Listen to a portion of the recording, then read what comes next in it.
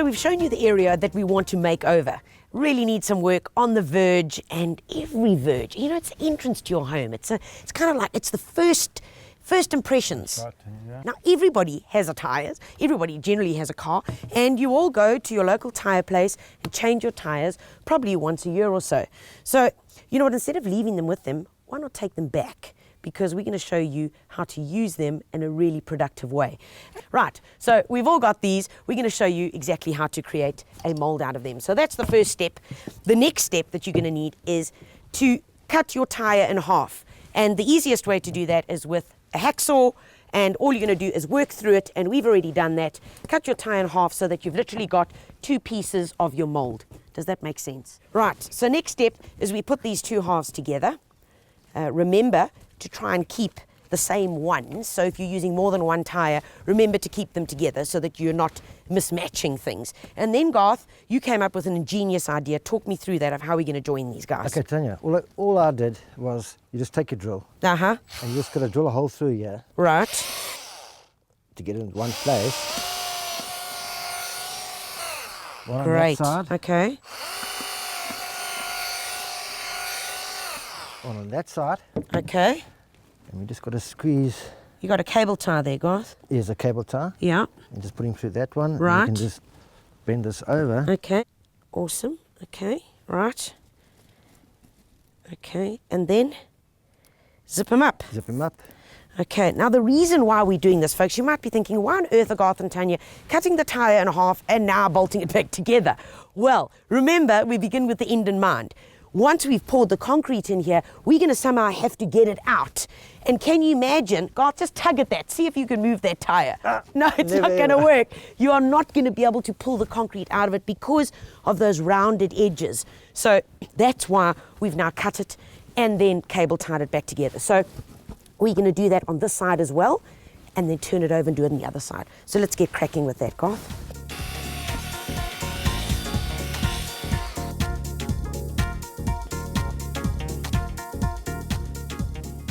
Okay, folks, so our tyre has now been put back together with the cable ties. Taking a closer look at this, you're going to say, shoo, but Tanya, this is very uneven. Don't stress about that, because as soon as you start adding your mortar mix into it, it starts taking the shape of your tyre. So, Garth, let's go and get that mixture ready. Okay. Folks, if you don't have one of these gadgets back home, you can use an ordinary wheelbarrow or a board that you can mix it on. But what we're using today is a very simple mixture. It's 1 bucket of stone. We're using small stone. Remember, small stone because it's a small volume product that we're creating. So it's 1 bucket of that, 1 bucket of river sand, and half a bucket of cement.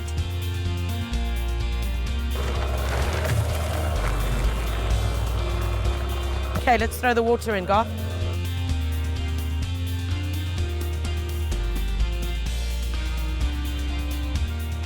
Now this is how mortar should look. Thanks, Garth.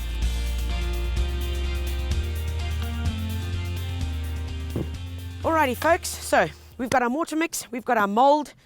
All we do, it's pretty simple. Take the bucket and in it goes. Okay, as you're pouring it in, then start working it right into the corners. Because it is moulded like that, you really do have to just push the mortar mix into the corners. Right.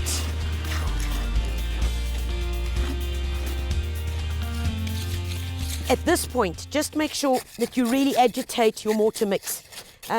Garth is wielding a very, very strong mallet there, and it's not to hit me over the head, but rather to bash the sides of the tyre. Give it a bash and let's show the folks what happens. There we go. See, as you bash it, out come the little air pockets. Bang.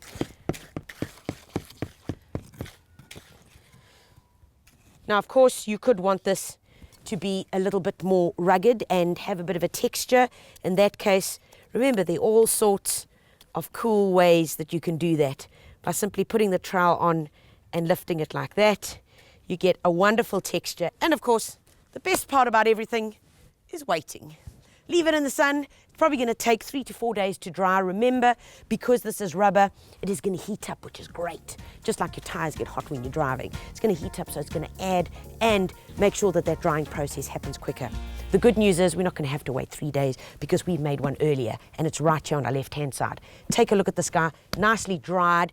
All we got to do now is just undo the cable ties and let's show you how it's done. All you're going to need to take this guy apart is a pair of side cutters. There we go. And Garth, let's hit it. Just snip away the cable ties. That's the one.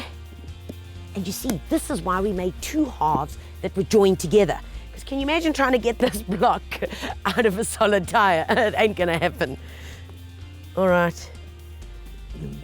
And if you're doing this on your own at this point, I would strongly suggest that you invite a friend over for a glass of wine or a beer as a reward for helping you take this apart. Okay, Garth, let's stand this boykie up. There we go. Let's get rid of this plastic. Okay. Right. Okay, now folks, remember I said to you earlier that this is going to be the top of your stepping stone. And the reason why is because take a look at that. This is the bottom. Pretty uneven, not exactly what we're wanting. And that is because there was our base and it's taken the shape of this. So this is going to be the flat part that we're going to be putting on the ground or in your garden. Whereas this part right here, well, that's the nice and smooth part. So to help you get it out, all you do, grab a hammer and you just give it a few gentle taps on the edge here just to get rid of those bits of concrete that have dried. Okay, Garth, I think that should have got rid of that bit of the extra cement that was just on the lip here. Let's give it a bash, Garth. Hook on that side and give it a rip. There, that's the one. Okay, let's swing this baby around. That's the one. Okay, you've got a good grip there, Garth. And 2, 3, Garth. Awesomeness. Beautiful. Okay, this side doesn't look so beautiful, but wait. I'll show you what the other side looks like. Lift him up, Garth. Swing him around. Ta-da! Ha-ha! I dig it lots. Good job. Awesome. There we go. There we have our floating stepping stone. And just as we told you, look at that awesomeness over here. That is the tread. Well, it used to be the tread, you know what I mean. But that's giving you the texture from the inside of your tire. This is the beautiful flatness that we have with a little bit of rugged over here, which is good for the gripping. And you've got 2 different textures based on where you were working it with the trowel, remember? And this was what was underneath inside your tire. And of course now, when you put this onto the ground of your garden, they're going to be nice and raised. So you could either put pebble around it, lift it, and have that kind of little hopscotch look that we're really wanting in this garden. So we're needing about 5 of these, Garth. Good news is though, folks, we've made them already. And now all we've got to do is go and put them into our garden and show you the awesome landscaping plants and great ideas that are going to work just with these little guys. Let's go, Garth.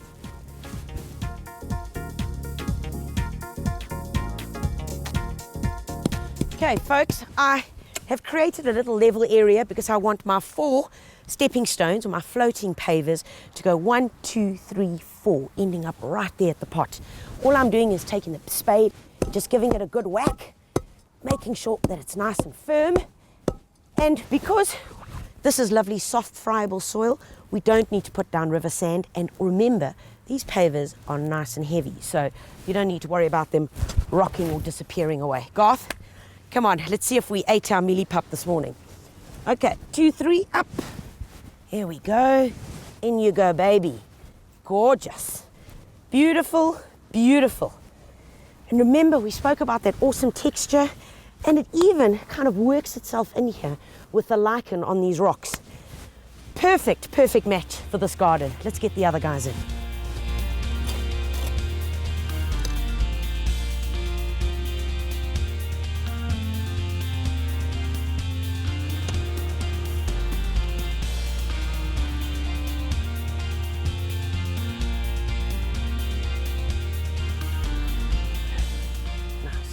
All 4 floating pavers are in place and they're doing exactly what we wanted them to do, leading us right into the garden, up to these beautiful pots.